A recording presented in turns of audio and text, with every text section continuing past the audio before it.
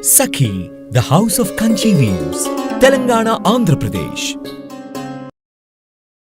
నమస్తే రమగారు. నమస్తే జయ. రమగారు, అక్బర్ బీర్బల్ స్టోరీస్ చాలా రోజులు అయిపోయింది. 2 చిన్న కథలు చెప్తాం. ఓకే. ఇవి చిన్న చిన్న విషయాలుగానే ఉంటాయి కదా. ఒకసారిట అక్బర్ గారు ఈ మన సభలో కూర్చున్నప్పుడు రకరకాల డిస్కషన్స్ వస్తాయి. ప్రతిసారి రాజ్యాంగాలే ఉండవు కదా. రాజ్యాంగము, మంత్రిత్వము, హడావిడి ఏమి ఉండదు. ప్రజలంతా తీర్చి ఉంటారు. కొంతమంది ఏదో మాటామంతి ఎవరైనా ఒకళ్ళు మంచి వాక్యాలు చెప్తే దాని మీద డిస్కషన్లో పెడతారు. అయితే అక్బర్ గారికి ఒక విచిత్రమైన డౌట్ వచ్చిందట. ఆయన అలాంటివన్నీ చిక్కుగా ఉండే ఆన్సర్లన్నీ బీర్బల్ దగ్గర నుంచే ఎక్స్పెక్ట్ చేసేవాడు. ఆయన తన అరిచేతులు చూసుకుంటూ, బీర్బల్ ఎందుకో శరీరం అంతా వెంట్రుకలు ఉన్నాయి, అరిచేతుల్లో వెంట్రుకలు ఏమేమిటి నాకు అని అడిగాడు. సహజంగా అందరికి వచ్చాను మనం వినండోయి కదా. సరే, జనాలంతా చూస్తున్నారు కుతూహలంగా. ఏం చెప్తారు, ఏం చెప్పాలి? ఉండవండి, అందరికీ ఉండవు, మీకు లేవు అంటే ఆయనకి ఏమనిపిస్తుందో. నేను అందరూ ఒకటేనా అనిపించదు రాజుకి. మరి అయితే ఆ బీర్బల్ అన్నాడు, ఏముంది మహాప్రభు, జహాపన, మీరు అపరిమితమైన దాతృత్వం, మీకు ఎంత దానపరత్వం అంటే అందరికీ జనాలకి ఇచ్చి ఇచ్చి ఇచ్చి ఇచ్చి రాపిడికి అరిచేతుల వెంట్రుకలని రాలిపోయినాయండి మీకు. అవునా అన్నాడు. బీర్బల్ నీ అరిచేతులు చూపించావు అన్నాడు ఆయన. బీర్బల్ అరిచేతులు చూపించాడు. 2 అరిచేతులు నీకు కూడా లేవు కదా అన్నాడు. నువ్వెవరికి ఇచ్చావు? ఇస్తే రాలిపోతాయి అన్నావు, నువ్వెవరికి ఇచ్చావు అనగానే తిప్పుకున్నాడు ఈయన. బాగా ఆలోచించి ఏమన్నాడు, అదేం జహాపన, మీరు ఇస్తే పుచ్చుకొని పుచ్చుకొని పుచ్చుకొని నా చేతులు అవన్నీ అరిపోయినాయండి, వెంట్రుకలు ఊడిపోయినాయి అన్నాక ఈ కూర్చున్న వాళ్ళందరినీ ఒక్కొక్కళ్ళ అరిచేతులు చూస్తున్నాడు రాజు. వీళ్ళందరివి ఎందుకు అరిగిపోయినాయి అన్నాడు. వీళ్ళలో చాలా మంది మీ దగ్గర పుచ్చుకున్నారు కదా, మీ ఎప్పటి నుంచి పుచ్చుకుంటున్నారు, మీ తాత తండ్రుల నుంచి, మీరందరూ దానపరులు, మేమందరం పుచ్చుకునే పరులము అంచేత ఊడిపోయినాయి. ఊడిపోతే ఇప్పుడు ఎవరికి ఇస్తాడు రాజు? తన దగ్గర నుంచి ఇట్లా ఇవి తీసుకునే వాళ్ళకి, తన దగ్గర పనిచేసే మంత్రులు, సైన్యాధిపతులు వాళ్ళు ఉంటారా, వాళ్ళకేం దానాలు ఇవ్వడు, జీతాలు ఇస్తాడు అంతేగా. అప్పుడు ఈయనకి డౌట్ వచ్చి అక్బర్ గారు తన మంత్రి, సైన్యాధిపతి వాళ్ళని చేతులు చూపించమన్నాడు. అందరూ చేతులు చూపించారు. అరిచేతులు వెంట్రుకలు ఎట్టా ఉంటాయి. ఆయన సర్కల్లో ఈయన అన్నాడు, అదేంటి బీర్బల్, నువ్వు భలే చెప్పావు, ఇచ్చాను కాబట్టి నాకు పోయినాయి, పుచ్చుకున్నారు కాబట్టి మీకు పోయినాయి, వీళ్ళకి నేనేమి ఇచ్చాను, వాళ్ళవెందుకు పోయినాయి అంటే, అదే జహాపన, వీళ్ళందరికీ ఇచ్చేస్తున్నాడు అని చేతులు నలిపేసుకుంటున్నారు వాళ్ళు. చేతులు పీసుకోవటం వల్ల వాళ్ళకి కూడా పోయినాయి. ఆయనకి నవ్వొచ్చింది. రమగారు, ఆయన తెలిసే అడుగుతాడా? యాక్చువల్గా ఈయన చాతుర్యం తెలుసుకోవాలనా? ఏం చెప్తాడో అదే అదే ప్రశ్నకి సమాధానం చెప్పాలి. ఏం చెప్తాడో చూద్దాం, ఎంత ఫన్నీగా, ఎంత తెలివిగా చెప్తాడా అని. మళ్ళీ తను చెప్పిన సమాధానాన్ని ఎట్లా సమర్థించుకుంటాడు. ఇప్పుడు నువ్వు అడుగుతావు జయ, నన్ను ఏదో నేను చెప్పాను, అదేంటి రమ్మగారు నువ్వు క్వశ్చన్ వేసావనుకో, నేను దాన్ని సమర్థించుకునేంత ఉండాలిగా, లేదా నేను తెల్లమొహం వేయాలి. అవును కదా. తెల్లమొహం వేస్తాడా, ఇంకా సమాధానం ఇవ్వగలుగుతాడా చూద్దామని ఉంటుందన్నమాట ఆయనకి. అదే అదే దాంతో ఆయన సమాధానం పడ్డాడు. నవ్వొచ్చింది ఆయనకి. అవునా కాదా అన్నాడు. ఇప్పుడు దానం, రాజుగారి చేత దానాలు పుచ్చుకున్న వాళ్ళందరూ అవునవును సాధు సాధు బాగా చెప్పాడు అన్నారు. ఈ దానాలు పుచ్చుకోకుండా వీళ్ళకి అన్నీ పోసేస్తున్నాడో అని బాధపడే వాళ్ళందరికీ పచ్చి వెలక్కై గొంతులో పడ్డట్టే. అంతేగా. మొహాలు మార్చుకున్నారు అందరు. మేము చేతులు పిసికేసుకుంటున్నామంటే వాళ్ళని అవమానించినట్టే. కానీ రాజుకు నచ్చింది అది. నోరు మూసుకుని ఊరుకున్నారు. బాగుంది చూడు, చాలా బాగుందండి. కొన్ని రోజులు ఇలా గడిచిన తర్వాతట ఒకరోజు సభలో డిస్కషన్ వచ్చింది. లోకంలో 2 రకాల మనుషులు ఉంటారు, 2 రకాల ప్రాణులు ఉంటాయి. ఒకటి మేలు చేసేది, మేలు పుచ్చుకునేది.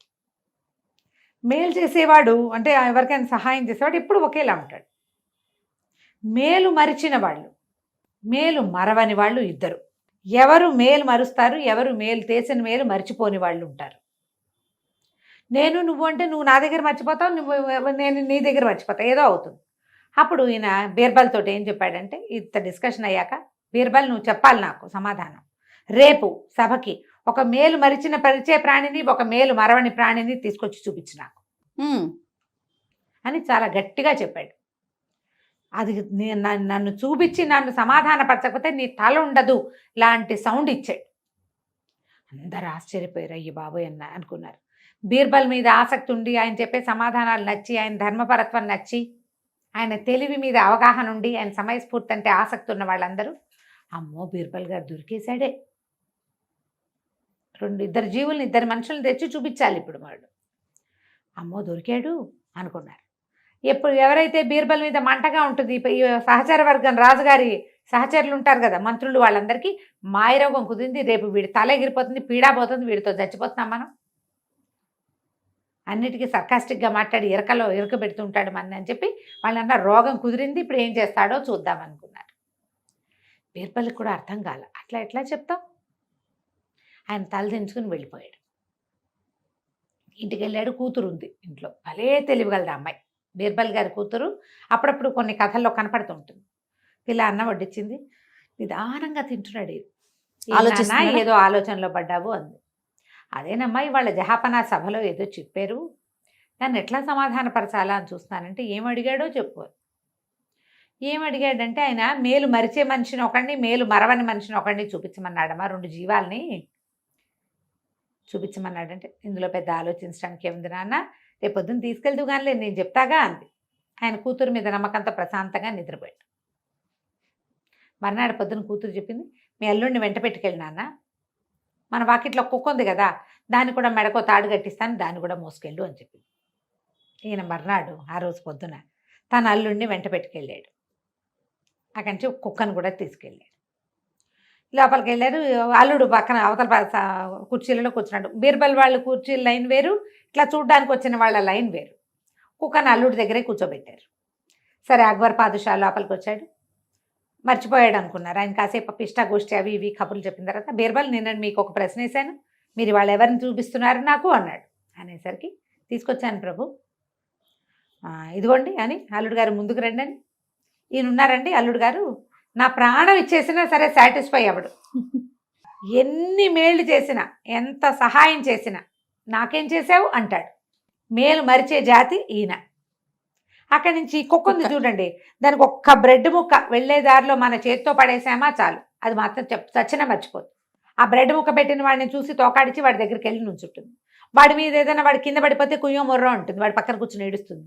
వాడి మీదకి ఎవరైనా వస్తే కనుక నిన్న బ్రెడ్ ముక్క పెట్టాడు లేదా 20 రోజుల క్రితం బిస్కెట్ ముక్క పెట్టాడు కాబట్టి వాడికి సహాయం చేయడానికి ముందుకు వస్తుంది. ఇది మేలు మరవని జాతి అనేసరికి అందరు హాహా చప్పట్లు కొట్టారు. అల్లుడు కామ్గా నుంచున్నాడు. అల్లుడిని ప్రిపేర్ చేసి తెచ్చారు. జహాపన అన్నాడు, అలాగా సరే ఈ కుక్కకి ఒక మంచి కుర్చీ వేసి కూర్చోబెట్టండి, ఇది మేలు మర్చిపోదు. ఈ అల్లుడు నాడే వీడిని కొరతేయండి అన్నాడు.